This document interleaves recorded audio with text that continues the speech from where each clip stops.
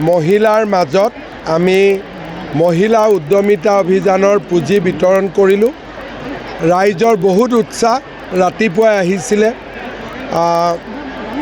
খুব সুন্দৰভাৱে কাৰ্যসূচী হৈ গ'ল। মই সকলোকে ধন্যবাদ জনাইছোঁ। স্যাৰ, আজি দেখা হৈছে যে কংগ্ৰেছক সংখ্যালঘু এলেকাত কেন্দ্ৰ নিষিদ্ধ কৰিছে। মই ইমান ইণ্টাৰেষ্ট লোৱা নাই। কংগ্ৰেছক কি কৰিছে কি কৰা নাই এইটো কংগ্ৰেছেই জানে। আৰু স্যাৰ, বিজেপিত আপুনি প্ৰথমতে প্ৰতিশ্ৰুতি দিছিল যে মেইল ট্ৰেইন ৰখাব বুলি। 26ৰ নিৰ্বাচন আহি গ'ল, ৰাইজে সুধিছে কি ক'ব। ইলেকশ্যনতো হাৰিয়ে গ'লোঁ। হাৰা মানুহৰ পৰা বিচাৰে নেকি কাম? জিকা মানুহৰ পৰাহে বিচাৰে। স্যাৰ, বিজেপি আপোনাৰ সূত্ৰৰ উন্নয়ন পৰিষদৰ কি চিন্তা কৰে? কথা পাতি আছোঁ। কংগ্ৰেসে বিজেপিৰ উপৰ বিজেপিৰ কাৰ্যালয় জ্বলাই দিয়া দেখা গেছে। চাওক, কংগ্ৰেছৰ ছ'চিয়েল মিডিয়া যোনে চলায় তেওঁলোকৰ অসমীয়া সংস্কৃতিৰ লগত পৰিচয় নাই। কাৰোবাক নিশ্চয় হেণ্ডেলটো ভাড়া দিছে। ভেলাঘৰৰ মেজি আৰু বিল্ডিং এটা জ্বলোৱা ফটো, তাৰ মাজত বহুত পাৰ্থক্য আছে। ভেলাঘৰত আমি জুই জ্বলাওঁ, অগ্নি সংযোগ কৰোঁ, যাতে জুয়ে অন্ধকাৰ নাশি পোহৰ আনে। মানুহৰ ঘৰত হিংসাত আমি বিল্ডিং জ্বলাওঁ, যাতে সেই ঘৰখন ধ্বংস হৈ যায়। বিহুৰ দিনাখন কোনেও অসমীয়া মানুহে কাৰো বেয়া কথা চিন্তা নকৰে। তেওঁলোকে অসমীয়া সংস্কৃতি নাজানে কাৰণেই এইবিলাক কাম কৰে আৰু মানুহৰ পৰা আঁতৰি যায়।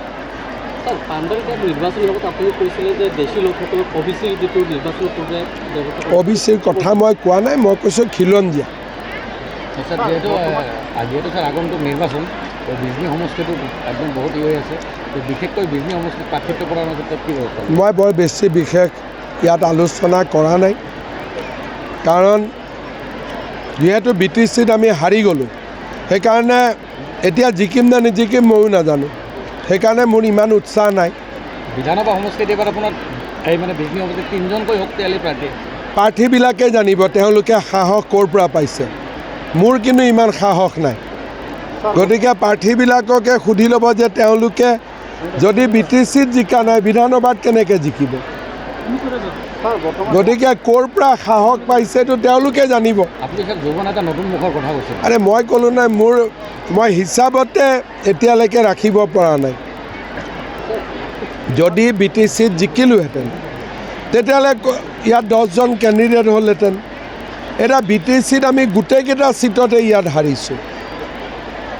গতিকে এতিয়া নেতাটো নেতা হ'ব, পাব্লিক আছেনে নাই লগত? বিনা পাব্লিক নেতা হয় নেকি? গতিকে প্ৰথম কাম হ'ল পাব্লিকক ঘূৰাই আনা। নেতাটোতো হৈয়ে থাকিব পাৰে বহুত মানুহ।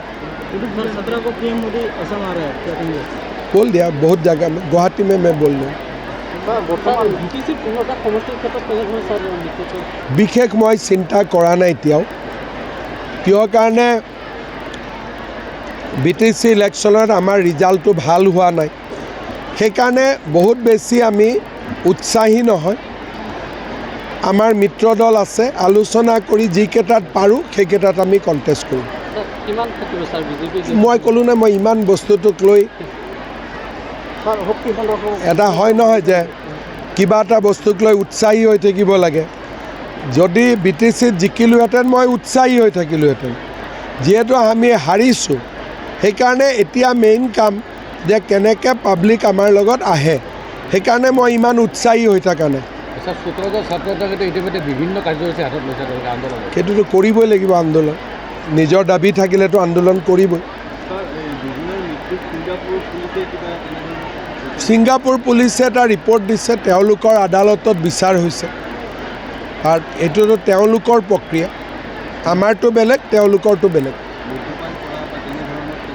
আপোনালোকে যিখিনি পেপাৰত পঢ়িছে সেইখিনি ময়ো পঢ়িছোঁ। মোৰ মুখেদি আৰু এইটোৰ ওপৰত কমেণ্ট ওলাব নালাগে, কাৰণ বহুত অসমৰ মানুহে তাকে লৈ বেলেগ বেলেগ এটা বিশ্লেষণ কৰিব। এইবিলাক কথাত কোৰ্টৰ কথাত পলিটিচিয়ান নোসোমোৱা ভাল। কোৰ্টৰ কথাত আমি দূৰত থাকিব লাগে।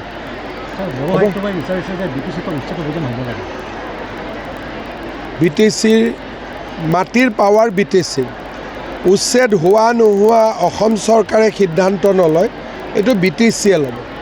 আমাৰ ইয়াত পাৱাৰ নাই, আমাৰ পাৱাৰ BTCৰ বাহিৰত। ইয়াত আমাক খালি পুলিচ খুজিলে আমি পুলিচ দিব পাৰিম। হ'ব, দেখা গৈছে যে হেৰিয়াৰ জৰিয়তে শক্তিখণ্ড দক্ষিণ প্ৰয়াসটো নিযুক্তি দিয়ে তাৰে পুৰণা যিহেতু এজন কৰ্মচাৰী এইটোৰ ওপৰত বৰ্ডে জানিব, মোৰ ইমান আইডিয়া নাই। কিবা থাকিলে মই সুধি ল'ম বাৰু। এইবাৰ আমাৰ দখলত থাকিব বুলিতো ক'ব নোৱাৰোঁ। BTCটো আমি হাৰি গৈছোঁ না। মই ক'লোঁ নহয় যে হাৰা জেগাত প্ৰাৰ্থী কেনেকৈ জন্ম হ'ল, সেইটোৱে মই বুজি পোৱা নাই। জিকা জেগাততো প্ৰাৰ্থী হয়, হাৰা জেগাত প্ৰাৰ্থী কেনেকৈ হ'ল? সেইকাৰণে প্ৰাৰ্থীকেইজনকে সুধিব লাগিব যে ভিটামিনটো ক'ৰ পৰা পাইছে বুলি। হ'ব। স্যাৰ আমাৰ আসলে